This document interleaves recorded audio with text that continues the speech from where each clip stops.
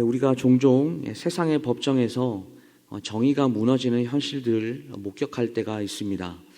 억울한 자가 패소하고 권력 있는 자가 이익을 챙기며 그 약자의 눈물은 무시되고 정의가 침묵되는 그런 경우를 볼 때가 있습니다. 오늘의 말씀처럼 불의의 재판이라는 표현이 낯설지 않을 정도로 이 땅의 공의는 자꾸 왜곡되는 그런 상황을 맞이합니다. 이런 세상에서 우리는 이렇게 질문할 수 있습니다. 하나님이 대체 어디 계시는가? 이 세상의 불의와 부정 앞에서 하나님은 왜 침묵하실까? 그러나 오늘 성경은 분명히 말합니다. 하나님은 결코 침묵하지 않는다라고 하는 사실입니다. 오늘 시편 82편은 이 땅의 재판과 공의의 왜곡을 향한 하나님의 거룩한 진노와 선언을 담고 있습니다. 하나님은 세상의 재판관들을 향해서 직접 심판하는 분이시고 모든 인간의 심판 위에 계신 공의로운 심판자라고 말합니다. 오늘의 말씀을 통해서 오늘 우리도 이 시대를 어떻게 바라보고 어떤 기준으로 살아가야 하는지 우리 함께 말씀을 통해서 살펴보겠습니다. 첫 번째로는 하나님은 재판관 위에 계신 분이다라고 하는 사실입니다. 오늘 1절 말씀을 보시면 이렇게 시작합니다. 하나님은 신들의 모임 가운데 서시며 그들 가운데서 재판하시며. 여기서 이 신들이라는 표현이 나오는데요. 이 신들이라는 것은 실제 신이 아니라 당시 재판의 권한을 위임받은 사람들, 곧 이 통치자들이나 지도자들을 말합니다. 하나님은 그들을 신들이라고 이렇게 부르고 계시지만 그 뜻은 어떤 절대적인 권능이 있다는 그런 의미가 아니라 하나님께 위임을 받은 자다라고 하는 그런 뜻입니다. 하나님은 그들의 모임 가운데 친히 서셔서 그들 자신을 심판하신다라고 오늘 본문에서 말을 하고 있습니다. 이것은 무엇을 우리에게 알려줍니까? 모든 심판자, 모든 재판관 위에 계신 분이 하나님이시다라는 것을 선언하는 그런 장면입니다. 여러분, 세상의 법정에서는 때로는 이 거짓이 진실을 이기는 것처럼 보이고 권세 있는 자들이 재판을 조종하는 것 같은 그런 느낌을 받을 때가 있습니다. 그러나 오늘 성경은 말합니다. 하나님은 이 모든 것들을 보시고 반드시 심판하신다. 하나님은 권세 위에 계시고 재판관들을 심판하시는 심판자이십니다.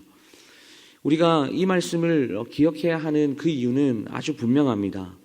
세상의 재판은 때로는 공정하지 못할 수도 있지만 하나님의 재판은 절대적으로 의롭다라고 하는 사실입니다. 세상 속에서 우리가 억울함을 겪을 수도 있지만 결코 좌절하거나 우리는 절망할 필요가 없습니다. 왜냐하면 그 모든 최종적인 심판은 바로 하나님께 있기 때문입니다. 이 세상의 모든 재판관들은 하나님께 잠시 그 권세를 위임받은 자들입니다.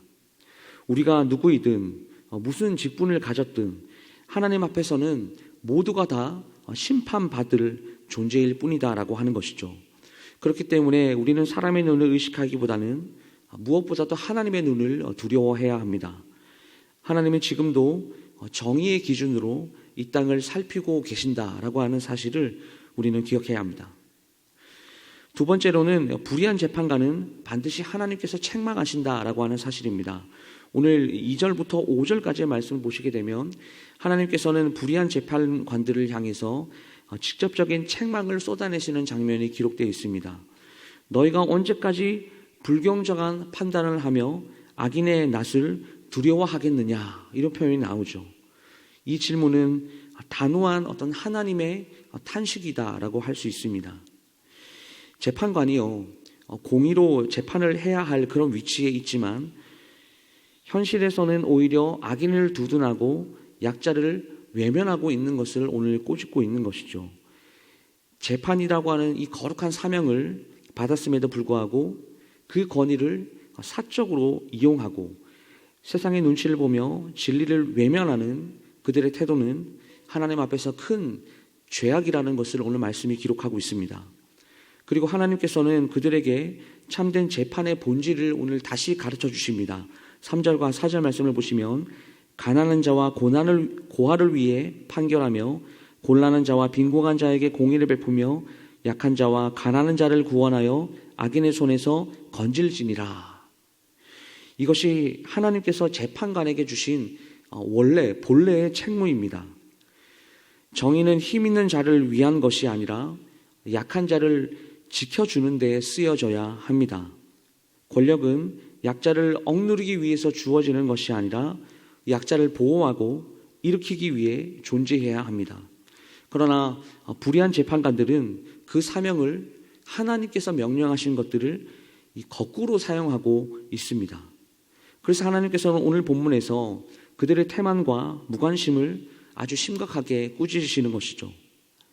오늘 5절 말씀은 불의한 재판관들의 실상을 오늘 이렇게 표현하고 있습니다. 그들은 알지도 못하고 깨닫지도 못하며 흑암 중에 왕래하니 땅의 모든 터가 흔들리는도다. 이것은 그들의 무지와 어떤 영적인 무감각, 도덕적인 타락을 오늘 드러내고 있습니다. 그들이 이 공의의 기준을 상실한 채 어둠 속을 겪고 있으니 결국 그들이 서 있는 사회 전체의 그 기반이 흔들릴 수밖에 없는 것이죠. 이것은 단지 한 사람의 재판관의 문제가 아닙니다. 지도자 한 명의 불의는 공동체 전체를 병들게 만듭니다. 그래서 오늘 본문에서도 하나님께서는 그 가장 높은 그 지도자, 그 재판관들의 더 큰 책임을 오늘 요구하고 계신 것입니다. 그렇다면 오늘날 우리의 사회는 어떻습니까? 정치적인 영역과 사법, 경제, 종교 등 이 각 분야에서 여전히 불의한 재판관이 존재하는 것을 우리는 볼 수 있습니다. 그들은 자신의 권력을 사람들을 위해 사용하는 것이 아니라 자기를 위해서 사용하고, 그리고 오늘 본문에서도 하나님께서 주신 그 책임을 외면하는 사람들이 여전히 존재한다. 그러나 하나님께서는 어떻습니까? 여전히 그들 위에 존재한다라고 하는 사실입니다. 아무리 오래 숨어 있더라도, 아무리 세상 가운데서 불의한 재판관 노릇을 하고 있을지라도 하나님은 반드시 그들을 심판하신다라고 하는 사실입니다. 하나님의 심판이 그 즉시 이루어지지 않을 수는 있습니다. 지연이 될 수 있을지라도 결코 하나님의 심판은 사라지지 않는다라고 하는 사실이 오늘 본문이 우리에게 주는 메시지입니다. 마지막 세 번째로는 권세는 잠시지만 하나님의 심판은 영원하다라고 하는 사실입니다. 오늘 6절과 7절 말씀에서 그것을 잘 볼 수 있는데요. 하나님은 그들에게 이렇게 선언합니다. 내가 말하기를 너희는 신들이며 다 지존자의 아들이라 하였으나 그러나 너희는 사람처럼 죽으며 고간의 하나같이 넘어지리로다. 하나님은 재판관들, 오늘 첫 번째 구절에서 한때는 그들을 신들이라고 이렇게 불릴만한 권위를 주셨고 그 위치를 주셨습니다. 그러나 그 하나님의 권위를 위임받은 그 재판관들은 자신들의 지위와 책임을 망각했습니다. 그래서 하나님은 그들에게 결코 사람처럼 죽고 권세자들처럼 무너질 것을 오늘 경고하고 있습니다. 여러분, 세상의 권세는 한때입니다. 아무리 높이 올라가도 결국 그 위치에서 무너질 날이 반드시 온다라고 하는 사실이죠. 사람의 심판은 제한적이고 그리고 불의할 수 있고 일시적이지만 하나님의 심판은 완전하며 영원합니다. 그 하나님의 심판 앞에서는 그 어떤 변명과 핑계가 통하지 않습니다. 불의한 재판관들은 사람들에게는 두려움의 대상일지를 모르겠지만 하나님 앞에서는 여전히 심판의 대상일 뿐이죠. 오늘 이 말씀은 단지 권력자들에게, 어떤 재판관들에게만 해당되는 말씀이 아닙니다. 우리 모두에게도 동일하게 적용되는 말씀입니다. 우리 모두가 하나님 앞에서 각자의 삶과 우리에게 주신 사명의 그 책임을 어떻게 감당했는지 여러분 반드시 하나님 앞에서 보고할 날이 있습니다. 교회에서나 가정에서나 사회에서나 우리에게 주어진 그 자리에서 우리는 어떤 역할을 감당했고 어떤 하나님의 사명을 감당하며 그리고 어떻게 섬겼는지 우리는 하나님의 공의로 그 공의로운 눈앞에, 그 심판 앞에 서게 될 날이 반드시 온다. 우리의 삶을 계수할 날이 온다라고 하는 사실이죠. 그러므로 지금 우리의 삶의 자세는 사람을 의식하기보다는 하나님을 경외하는 태도, 하나님의 그 사명을, 맡겨진 사명을 잘 감당하는 그 책임이 있는 그 태도를 감당해야 합니다. 오늘 82편 우리가 함께 보고 있습니다. 마지막 8절 말씀은 간절한 기도로 오늘 마무리되는 것을 볼 수 있습니다. 하나님이여 일어나서 세상을 심판하소서. 우리 민족이 주의 소유이기 때문이다. 여러분, 이 기도가요, 단지 과거에 시인이 드린 기도가 아닙니다. 오늘 여전히 우리에게도 적용돼요.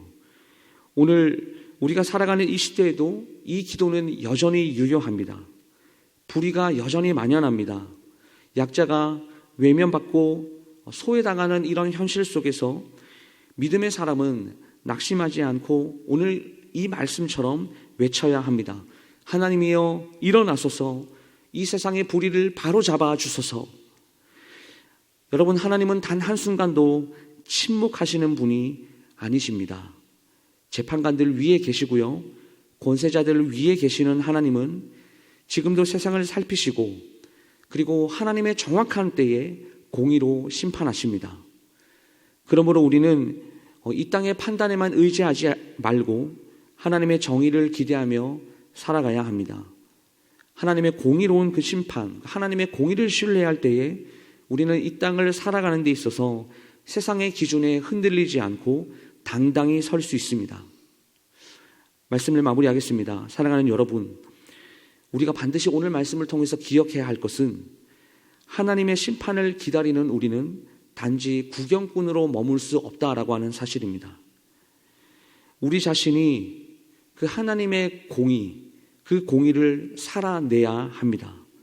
가정과 교회와 직장과 사회 속에서 우리에게 맡겨진 그 작은 그 재판의 자리를 우리 또한 공의로 감당할 때에 이 세상이 조금씩 변화될 것이고, 믿는 우리를 통해서 하나님의 공의와 하나님의 살아계심이 만방에 드러날 것입니다.